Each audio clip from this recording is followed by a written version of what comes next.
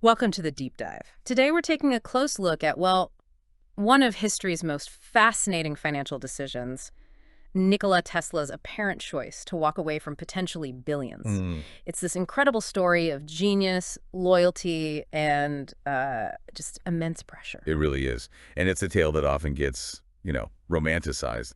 But as we dig into the sources you shared, we'll see it's a lot more complex. Right. Our mission here is to try and reveal not just what happened, but maybe why and what it really cost everyone involved. Tesla, Westinghouse, and maybe even the future of electricity itself. Okay, so let's start at the beginning of this journey. Back in the 1880s, right, the U.S. electricity scene is all Thomas Edison, direct current DC. That's right. Dominated by DC. But it had a big problem, didn't it? What was the main issue with Edison's system that Tesla was trying to solve? Well, the big one was distance.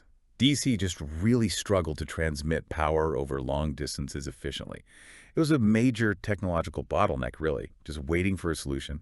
And enter Nikola Tesla, brilliant inventor. He even worked for Edison for a bit, but clearly not a great match. Not at all. Their whole approach was different. How so? Edison was famous for, trial and error, thousands of attempts.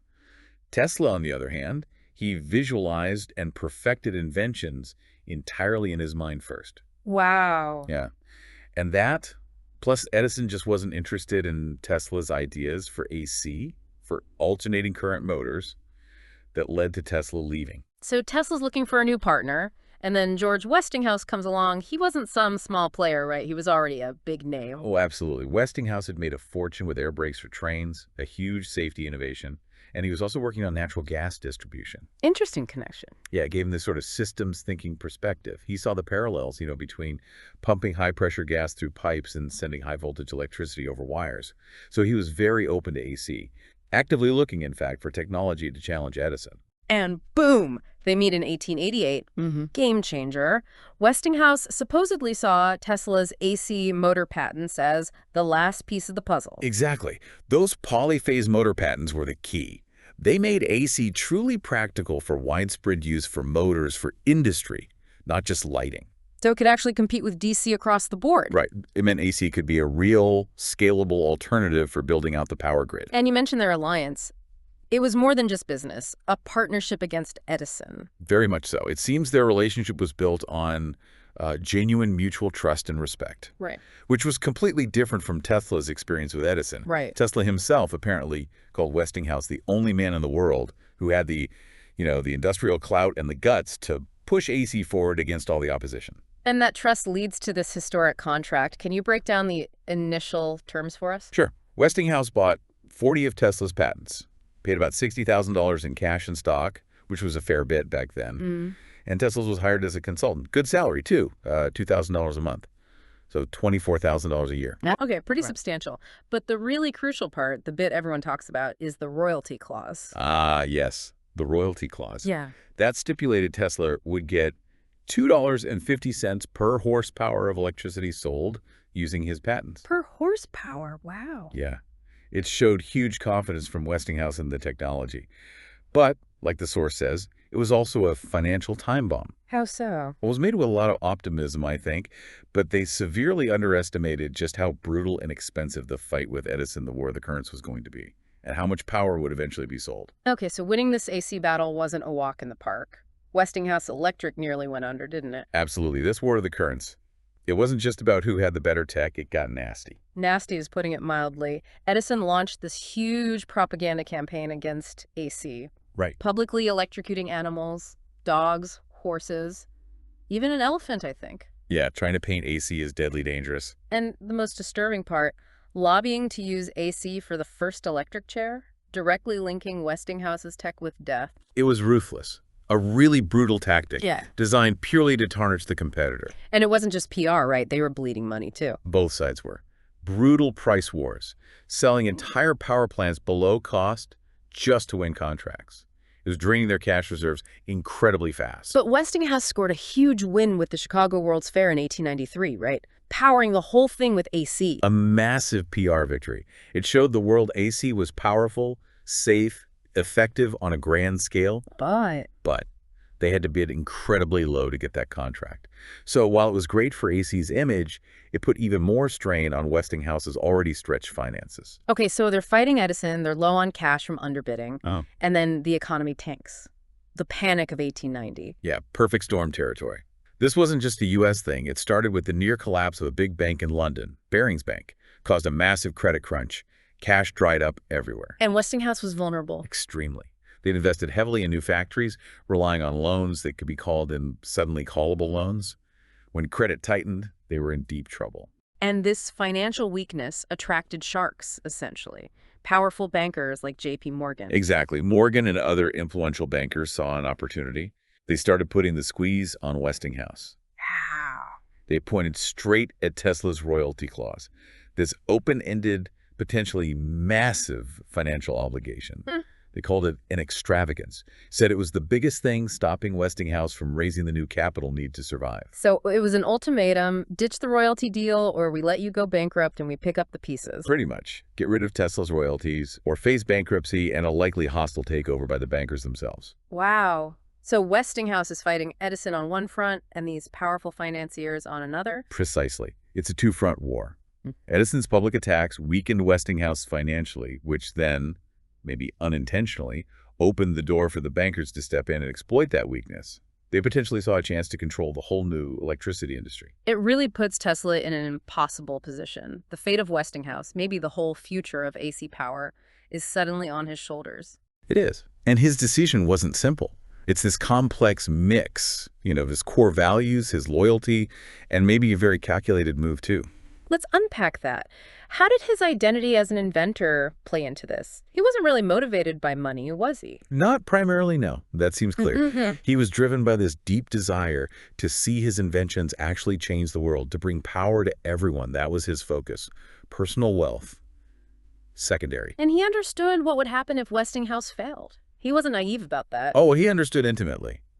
If Westinghouse went under, his patents, his life's work, really could be tangled in legal battles for years. Or worse. Or worse, bought up cheap by competitors, maybe Edison's newly formed General Electric, and just buried, shelved forever. So Westinghouse failing meant his vision failing. Exactly. So giving up the royalties. Yeah. It wasn't just about saving a company for him. It was about protecting his legacy. It was ensuring the survival of the only company that was actually willing and able to make his AC dream a reality on a large scale.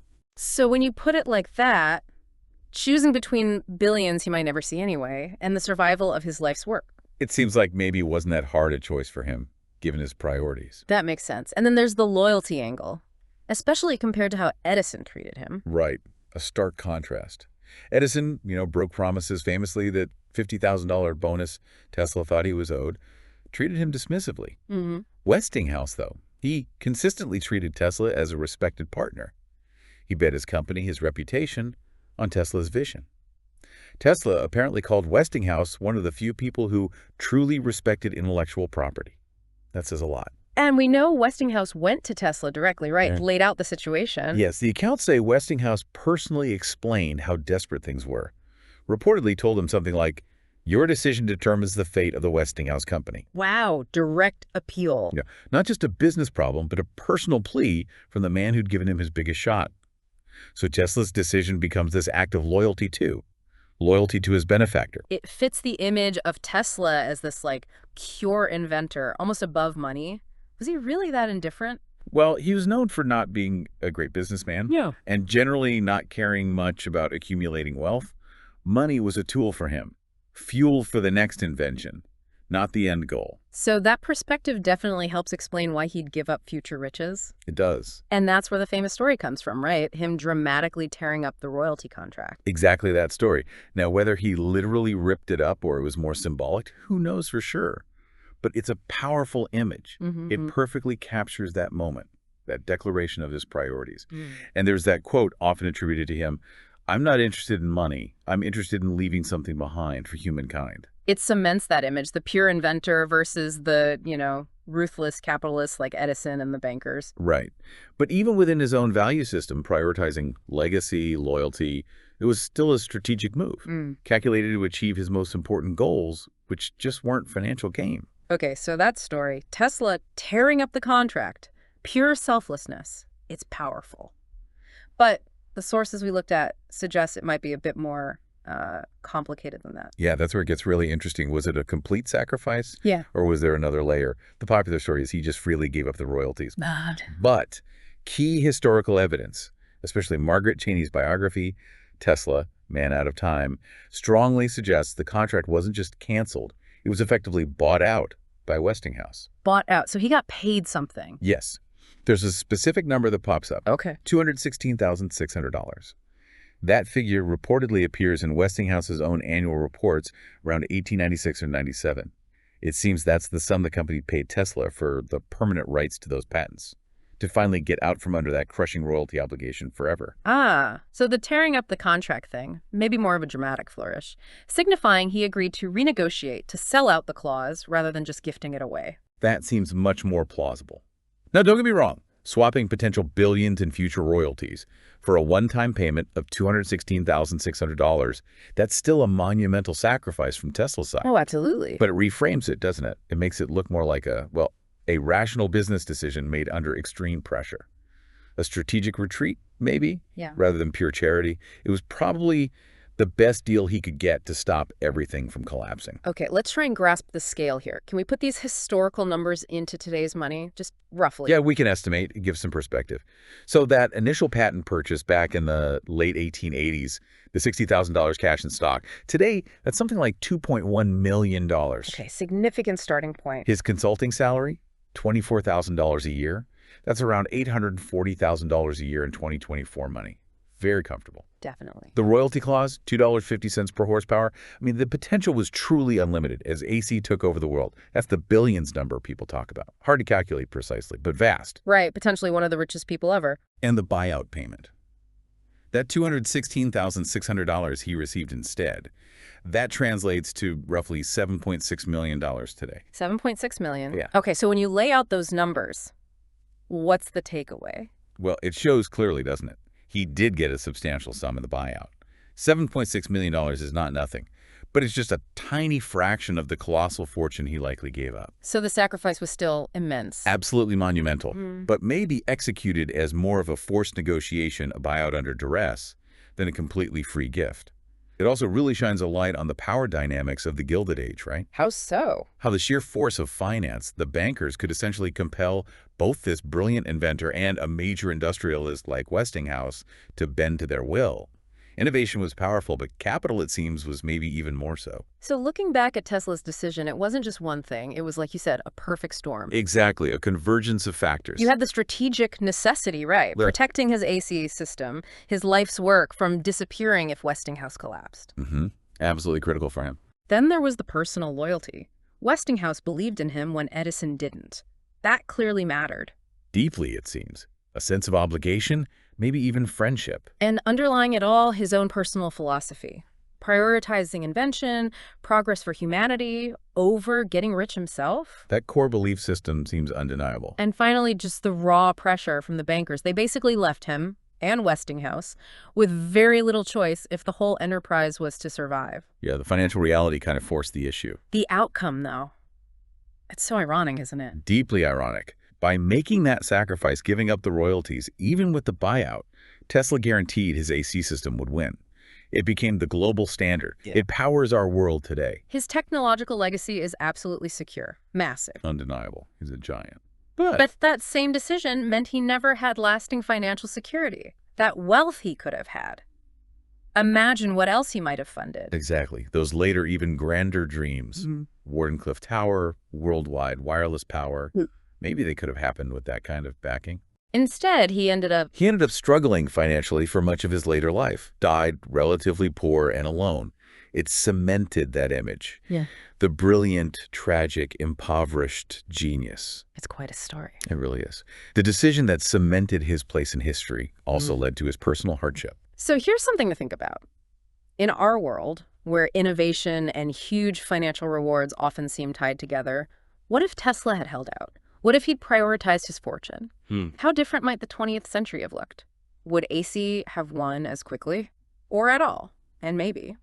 How many other big ideas, potential breakthroughs, never happened because the inventors faced similar impossible choices between their vision and financial reality? That's a powerful thought to leave with. We really hope this deep dive into Tesla's world, the pressures, the choices, has given you, a fresh perspective on this pivotal moment. Thanks for joining us.